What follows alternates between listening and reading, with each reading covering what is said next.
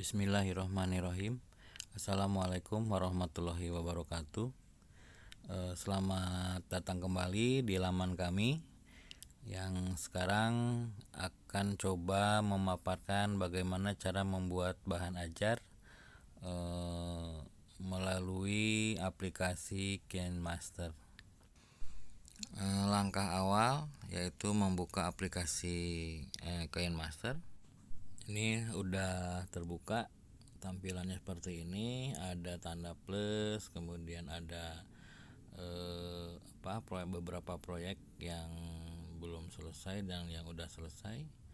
Untuk memulai proyek baru, kita klik tanda plus, masuk ke aspek rasio, kita pilih landscape untuk YouTube, ya. Klik landscape, muncul ke laman proyek baru. Kemudian klik media, masuk ke media browser. Ya, kita pilih file target. Ya, pada paparan sebelumnya kita sudah mempersiapkan 5 file PNG yang dikonversi dari PPT. Ya. Kita buka. Nah, ada 5 file PNG dengan, atau kita sebut image ya, 5 file image dengan 1 film. Rencananya kita akan mengkombinasikan image di sini dengan film. Kita masukkan semuanya ya, kemudian kita atur posisinya. Kalau tidak kita atur, biasanya KineMaster itu akan ngezoom. Jadi klik crop ya, crop. Kemudian klik tanda sama dengan, di situ ada tanda sama dengan ya. Nanti maksud tanda sama dengan di sini, dia akan menetapkan posisi atau memutlakkan posisi tidak bergerak dari awal sampai akhir. Soalnya kalau tidak, nah seperti ini ya, kalau tidak diklik tanda sama dengan, ini si file ini akan ngezoom, mengecil atau membesar secara otomatis.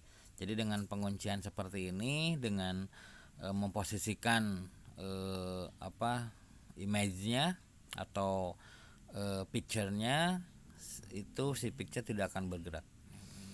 Ya, jadi kelima-limanya kita atur posisinya ya, sesuai dengan selera kita supaya cantik dan presentatif.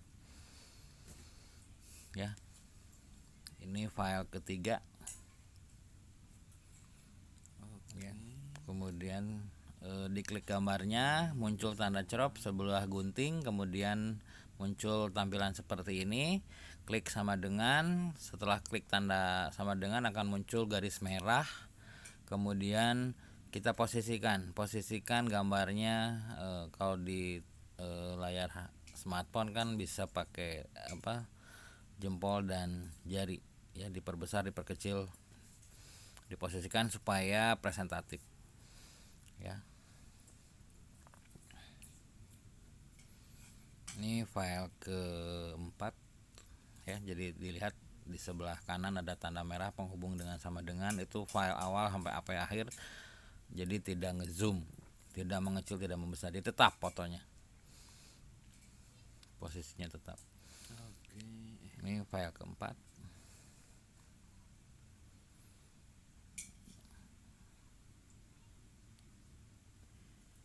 Oke.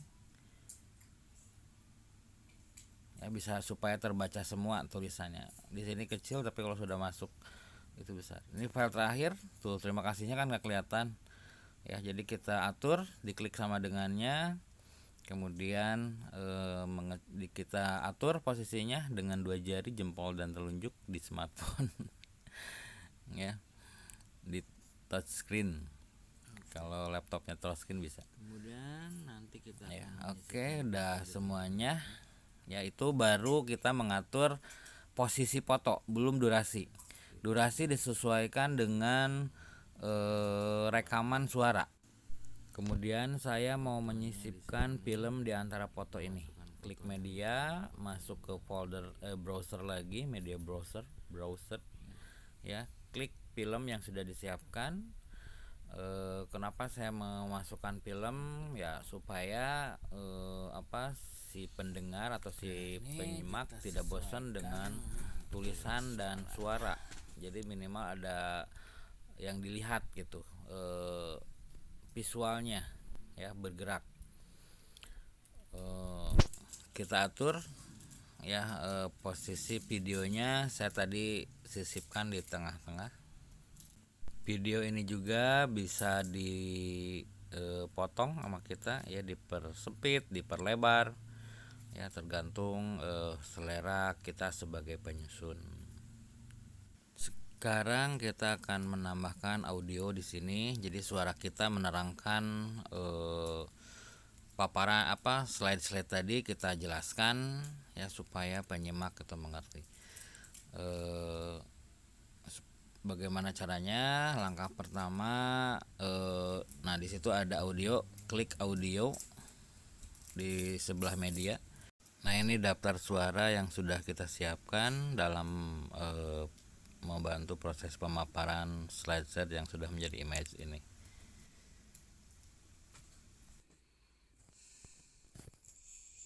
Bismillahirrahmanirrahim. Assalamualaikum warahmatullahi wabarakatuh. Selamat datang di mata kuliah manajemen berbasis sekolah. Untuk pertemuan hari ini kita akan membahas tentang sekolah efektif, dan kita akan bincang-bincang sedikit tentang apa yang disebut dengan sekolah efektif. Pernah dengar ya teman-teman, sekolah efektif ada. Nah kalau suara dengan tampilan videonya nggak sesuai, kita sesuaikan. Tuh klik fotonya, kemudian bisa digeser yang kuning ya. Kalau klik dulu fotonya, kalau belum diklik belum bisa. Jadi digeser-geser untuk disesuaikan posisi suara dengan tampilan gambar, jadi sesuai. Emang butuh kreativitas dan kesabaran di sini. Dan sekolah efektif itu disamakan dengan sekolah unggul. Nah, kita bicara sedikit tentang apa sekolah efektif ya. Nah kalau tidak sesuai ya terus diatur ya, durasi image-nya digeser gitu supaya pas suara kita dengan tampilan yang kita buat. Kita bicara sedikit tentang apa sekolah efektif ya. Definisi menurut Cheng ya 1996. Di sini definisi mewakili sekolah efektif. Ya, jadi apa itu sekolah efektif? School effectiveness. School effective. Nah kalau ada kesalahan di suara atau di audio kita bisa potong ya, kita bisa potong tuh, dipangkas. Kemudian kita rekam lagi suara kita ya, cari rekaman yang lain atau bisa rekam langsung dengan mengklik tanda speaker ya. Sekolah yang diukur Kalau itu udah saya persiapkan ya, atau kita bisa langsung dengan klik speaker seperti saya bicara ini, dengan mengklik speaker langsung berbicara di targetnya atau di audionya, sama aja tidak masalah. Jadi bukan hanya video, foto yang bisa diperpanjang durasi atau video berpendek durasinya, tapi suaranya pun kita bisa pangkas-pangkas. Ada kesalahan di suara kita pangkas ya, tidak masalah, bisa. tentang apa sekolah efektif ya. Definisi menurut kita bicara Cheng mendefinisikan bahwa sekolah efektif adalah suatu sekolah yang diukur dari kemampuan. Nah ini penjelasan dengan tampilan image-nya belum nyambung ya, tidak nyambung malah. Jadi saya menerang audio kemana, visual kemana, jadi diatur lagi apa istilahnya image-nya ya, diperpanjang ya. Jadi ya itu tadi kita butuh kesabaran ya, tapi saya yakin kalau sudah biasa ya tidak masalah, akan cepat teman-teman melakukan ini ya.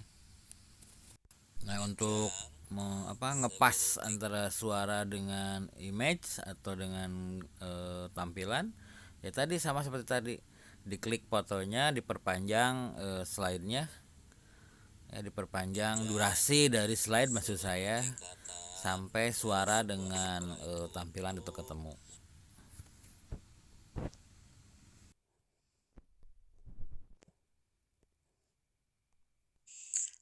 Tentang multiple indicator of school effectiveness.